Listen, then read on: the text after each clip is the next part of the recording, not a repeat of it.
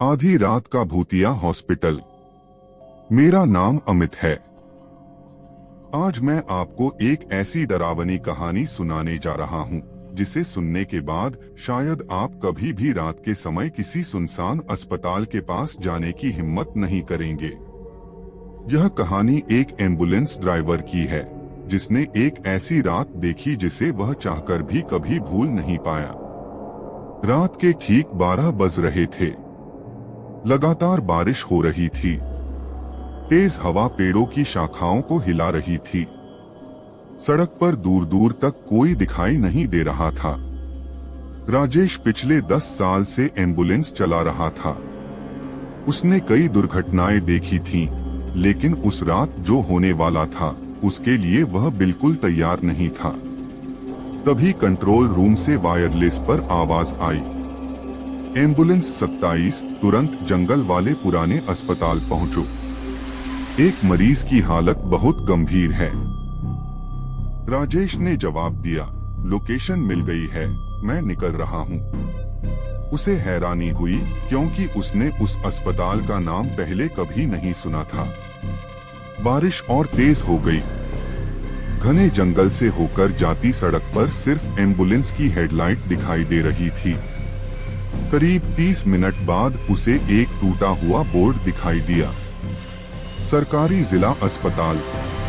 Board पर जंग लगी हुई थी और आधे अक्षर मिट चुके थे। राजेश ने एम्बुलेंस अंदर मोड़ दी। अस्पताल बहुत पुराना था। चारों तरफ घास उगी हुई थी। कई खिड़कियों के शीशे टूटे हुए थे। उसने सोचा, इतना पुराना अस्पताल अभी भी कैसे चल रहा है। लेकिन तभी उसने देखा कि मुख्य दरवाजे पर हल्की रोशनी जल रही थी। राजेश स्ट्रेचर निकालकर अंदर पहुंचा। रिसेप्शन पर सफेद कपड़ों में बैठी एक नर्स ने बिना उसकी तरफ देखे कहा, मरीज को ऑपरेशन थिएटर में ले जाइए, डॉक्टर आपका इंतजार कर रहे हैं। उसकी आवाज बिल्कुल सपाट थी। राजेश ने इधर उधर देखा। पूरा अस्पताल अजीब तरह से शांत था। न कोई बात कर रहा था, न कोई मशीन की आवाज। सिर्फ पुराने पंखे की चरचर सुनाई दे रही थी। वह स्ट्रेचर लेकर ऑपरेशन थिएटर तक पहुंचा। दरवाजा खुला। अंदर 3 डॉक्टर खड़े थे। सभी ने पुराने जमाने की सफेद वर्दी पहन रखी थी। उनके चेहरे पर कोई भाव नहीं था। एक डॉक्टर ने बिना उसकी तरफ देखे कहा, मरीज को यहाँ छोड़ दीजिए। राजेश ने स्ट्रेचर अंदर रखा।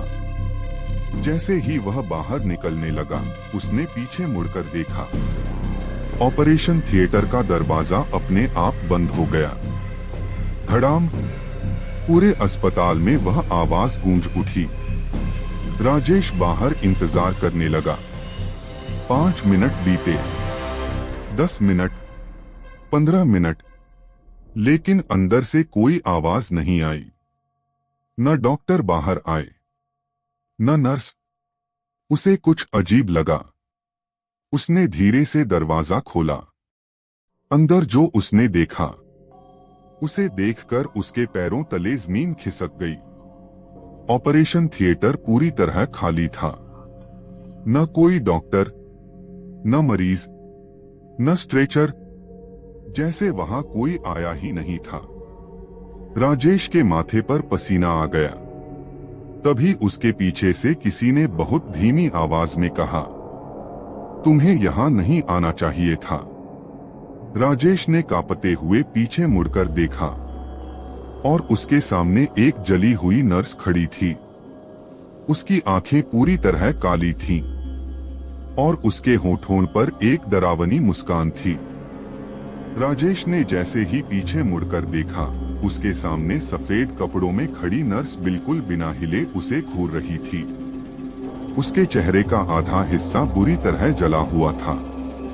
आंखें पूरी तरह काली थीं और होठों पर एक अजीब मुस्कान थी। राजेश का गला सूख गया। उसने डरते हुए पूछा, तुम कौन हो? नर्स ने कोई जवाब नहीं दिया। वह धीरे धीरे अपना हाथ उठाने लगी और गलियारे के आखिर में बने एक पुराने वार्ड की तरफ इशारा किया। फिर उसकी आवाज सुनाई दी, उन्हें बचा लो, अभी भी देर नहीं हुई। इतना कहते ही वह धुएं की तरह हवा में गायब हो गई। राजेश की सांसें तेज चलने लगी। उसने अपनी जेब से मोबाइल निकाला ताकि कंट्रोल रूम को फोन कर सके, लेकिन मोबाइल में कोई नेटवर्क नहीं था। अचानक पूरे अस्पताल की लाइट एक साथ बुझ गई। चारों तरफ घना अंधेरा छा गया। राजेश ने जल्दी से अपनी टॉर्च जलाई। रोशनी पड़ते ही उसे लगा कि गलियारे में कोई उसके सामने से गुजरा है। वह टॉर्च लेकर उस तरफ बढ़ा। दीवारों पर पुराने खून जैसे गहरे धब्बे बने हुए थे। छत से पानी टपक रहा था। हवा में जली हुई दवाइयों और धुएं की तेज गंध थी। तभी उसे बच्चों के रोने की आवाज सुनाई दी। माँ, मुझे घर जाना है। आवाज वार्ड नंबर 7 से आ रही थी। राजेश ने धीरे से दरवाजा खोला। अंदर 5 पुराने बेड पड़े थे। एक बेड पर लगभग 10 साल का एक लड़का बैठा था। उसने अस्पताल का पुराना मरीज वाला कपड़ा पहन रखा था। उसका सिर नीचे झुका हुआ था। राजेश धीरे धीरे उसके पास पहुंचा। बेटा, तुम यहाँ अकेले क्या कर रहे हो? लड़के ने कोई जवाब नहीं दिया। राजेश ने उसके कंधे पर हाथ रखा। लड़के ने धीरे धीरे अपना चेहरा ऊपर किया। उसका पूरा चेहरा आग से झुलसा हुआ था। उसकी आंखों की जगह सिर्फ काला अंधेरा दिखाई दे रहा था। राजेश डरकर पीछे हट गया। उसी पल पूरे कमरे में बच्चों की हंसी गूंजने लगी। हाँ हाँ हाँ। राजेश भागकर वार्ड से बाहर निकल आया, लेकिन बाहर निकलते ही उसने देखा कि गलियारा बदल चुका था। जिस रास्ते से वह आया था वहां अब एक लंबा अंधेरा कॉरिडोर था। दोनों तरफ दर्जनों दरवाजे। हर दरवाजे पर एक नंबर लिखा था, लेकिन जैसे ही वह आगे बढ़ता नंबर अपने आप बदल जाते। वार्ड 3, फिर 9, फिर 15, फिर 1। जैसे पूरा अस्पताल जिंदा हो और अपना रास्ता बदल रहा हो। तभी पुराने स्पीकर अपने आप चालू हो गए। एक टूटी हुई आवाज पूरे अस्पताल में गूंजने लगी। सभी डॉक्टर तुरंत ऑपरेशन थिएटर में पहुंचे। आग लग चुकी है। घोषणा बार बार दोहराई जाने लगी। अचानक राजेश के सामने धुएं का एक बड़ा गुबार उठा। उस धुएं के बीच उसे कई लोग भागते हुए दिखाई दिए। डॉक्टर, नर्सें, मरीज, सब जान बचाने की कोशिश कर रहे थे। कुछ लोग दरवाजा पीट रहे थे, कुछ मदद के लिए चिल्ला रहे थे, और फिर सब कुछ गायब हो गया। जैसे उसने 20 साल पुरानी घटना अपनी आंखों से देख ली हो। राजेश के हाथ कांप रहे थे। उसी समय पीछे से किसी ने उसके कंधे पर हाथ रखा। उसने घबराकर पीछे देखा। वही जली हुई नर्स उसके सामने खड़ी थी। इस बार उसने धीरे से कहा, अगर सच जानना है तो बेसमेंट में जाओ। नर्स ने नीचे जाने वाली टूटी हुई सीढ़ियों की तरफ इशारा किया। राजेश ने टॉर्च उस तरफ घुमाई। नीचे सिर्फ अंधेरा था, लेकिन उसी अंधेरे से किसी के कदमों की आवाज आ रही थी। ठक ठक ठक। राजेश ने गहरी सांस ली और कांपते कदमों से बेसमेंट की सीढ़ियां उतरना शुरू कर दिया। उसे बिल्कुल अंदाजा नहीं था कि नीचे उसका सामना किससे होने वाला है। राजेश ने टॉर्च को कसकर पकड़ा और धीरे धीरे बेसमेंट की सीढ़ियां उतरने लगा। हर कदम के साथ ठंडी हवा और तेज होती जा रही थी। ऊपर बारिश की आवाज सुनाई दे रही थी, लेकिन नीचे सिर्फ गहरा सन्नाटा था। सीढ़ियों के आखिर में एक भारी लोहे का दरवाजा था। उस पर जंग लगी हुई थी और लाल रंग से लिखा था, प्रवेश वर्जित। राजेश ने कांपते हाथों से दरवाजा धक्का दिया। चर्रर, दरवाजा अपने आप खुल गया। अंदर एक बहुत बड़ा कमरा था। दीवारों पर पुरानी फाइलों की अलमारियां लगी थीं। कई मेडिकल मशीनें धूल से ढकी पड़ी थीं। कमरे के बीचों बीच एक बड़ा जनरेटर रखा था जो वर्षों से बंद लगता था। तभी उसे किसी के धीरे धीरे रोने की आवाज सुनाई दी। वह टॉर्च की रोशनी उस दिशा में ले गया। एक बूढ़ा चौकीदार फर्श पर बैठा था। उसकी वर्दी जली हुई थी और चेहरा राख से भरा हुआ था। राजेश ने डरते हुए पूछा, आप कौन हैं? बूढ़े ने सिर उठाया और बोला, मैं इस अस्पताल का आखिरी चौकीदार था। उस रात सबको बचाना चाहता था, लेकिन कोई नहीं बचा। राजेश ने पूछा, आखिर यहां हुआ क्या था? चौकीदार ने कांपती आवाज में कहा, आग हादसा नहीं थी। अस्पताल के कुछ लालची लोग अपने गुनाह छिपाना चाहते थे। उन्होंने पूरे अस्पताल को आग के हवाले कर दिया। मरीज अंदर ही तड़पते रहे। इतना कहकर चौकीदार धीरे धीरे धुएं में बदल गया।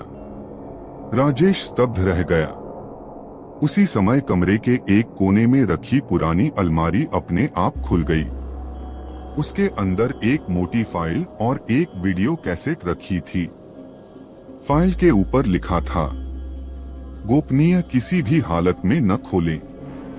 राजेश ने फाइल खोली। उसमें अस्पताल के डॉक्टरों के नाम, गैरकानूनी प्रयोगों की रिपोर्ट और आग की साजिश का पूरा विवरण लिखा था। वह पढ़ ही रहा था कि अचानक पूरे बेसमेंट की लाइटें अपने आप जल उठीं। राजेश ने पीछे देखा। दर्जनों जली हुई आत्माएं उसके चारों तरफ खड़ी थीं। वे चुप थीं, लेकिन उनकी आंखें सिर्फ उसी को देख रही थीं। तभी वही जली हुई नर्स आगे आई। उसने धीरे से कहा, हम बदला नहीं चाहते, हमें सच दुनिया तक पहुंचाना है। राजेश ने फाइल अपने बैग में रख ली। उसी समय पूरे बेसमेंट में जोरदार धमाका हुआ। धड़ाम! कमरा कांपने लगा। दीवारों में दरारें पड़ने लगीं और अंधेरे से एक लंबा आदमी बाहर आया। उसने डॉक्टर का पुराना सफेद कोट पहन रखा था। चेहरा पूरी तरह आग से जला हुआ था। उसकी आंखों से लाल रोशनी निकल रही थी। हाथ में पुराना ऑपरेशन वाला चाकू था। वह गुस्से में बोला, कोई भी इस अस्पताल का सच बाहर नहीं ले जा सकता। डॉक्टर तेजी से राजेश की तरफ दौड़ा। राजेश फाइल उठाकर भागा। वह सीढ़ियों की तरफ दौड़ा, लेकिन सीढ़ियां गायब हो चुकी थीं। अब उसके सामने सिर्फ एक लंबा अंधेरा गलियारा था। पीछे डॉक्टर की भारी आवाज गूंज रही थी, अब तुम भी हमेशा के लिए यहीं रहोगे। राजेश पूरी ताकत से उस अंधेरे गलियारे में दौड़ पड़ा, लेकिन कुछ दूर जाकर उसने जो देखा, उसे देखकर उसके पैरों तले जमीन खिसक गई। सामने उसकी अपनी एम्बुलेंस खड़ी थी और ड्राइवर सीट पर खुद राजेश बैठा हुआ था और मुस्कुरा रहा था। राजेश वहीं रुक गया। उसका पूरा शरीर कांप रहा था। सामने खड़ी एम्बुलेंस बिल्कुल उसकी ही थी। नंबर प्लेट भी वही, साइड पर लिखा हुआ नाम भी वही।